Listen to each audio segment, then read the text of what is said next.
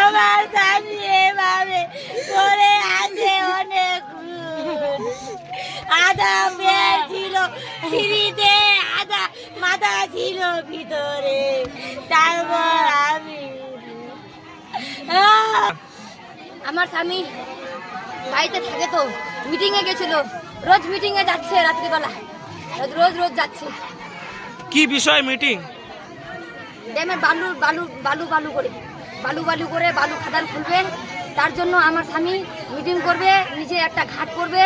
ও সবাইকে বলেছে, সারাপথকে বলেছে, জেনারেলকে বলেছে, সবাইকে বলেছে, ভাইদেরকে বলেছে আজকে মিটিং হবে আমার নামে, আমি ঘাটটা খুলবো, আমি মিটিংয়ে যাব।